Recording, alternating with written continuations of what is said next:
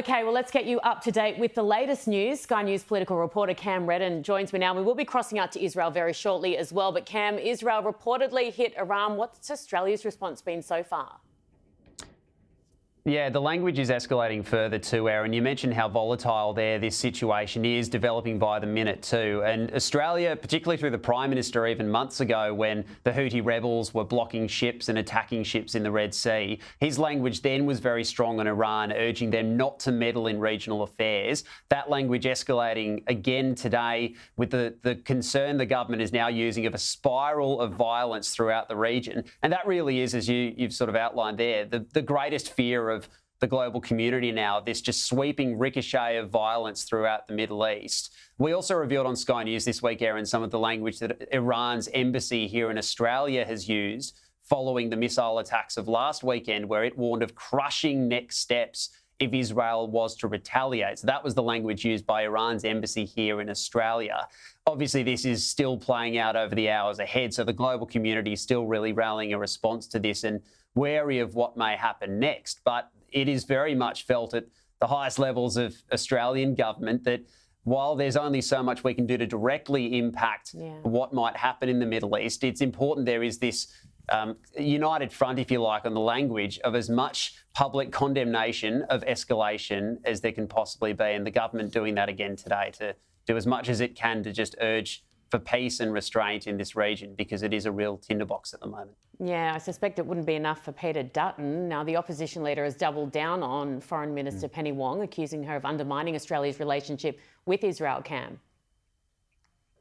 Yeah, and this once again relates to the government's indication that it's now open to recognising a Palestinian state, an independent Palestinian state, not at the end of a two-state solution process, but actually as a way to get there. Penny Wong, the Foreign Minister, has called this a potential pathway to peace, if you like. And David Cameron, the UK Foreign Secretary, has made the same point, where recognising a Palestinian state, it's thought, could legitimise and build momentum behind the push for an eventual two-state solution where Israel and Palestine can coexist peacefully together in the region. Peter Dutton once again mounting that argument today that it's his view that that would be premature. He argues, as others within the coalition have, that there's a risk that could essentially be rewarding some of the acts and atrocities that we saw on October 7 if you were to recognise a Palestinian state while Hamas is still in charge. Today he made those sort of comments and reiterating his criticism of the government floating this idea inside a Jewish congregation in Melbourne. The Foreign Minister recently implied that the current government is prepared to recognise a Palestinian state. The Foreign Minister has significantly damaged our relations with our most important ally in the region, Israel. It was a reckless act of a Foreign Minister that I've not seen in my 22 years in the Parliament.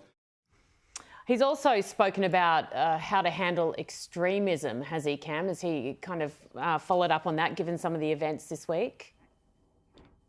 Yeah, indicating that he would be supportive of attempts to remove the visas of people who are not Australian citizens who are involved in inciting violence. And the specifics of how this might work could be legally complicated, but the suggestion essentially is that if somebody is a non-citizen and they are on a visa here and there's an attempt or proven attempt at inciting violence, that visa be removed and that person be put out of the country and removed from the country. That's the suggestion put forward by Peter Dutton today.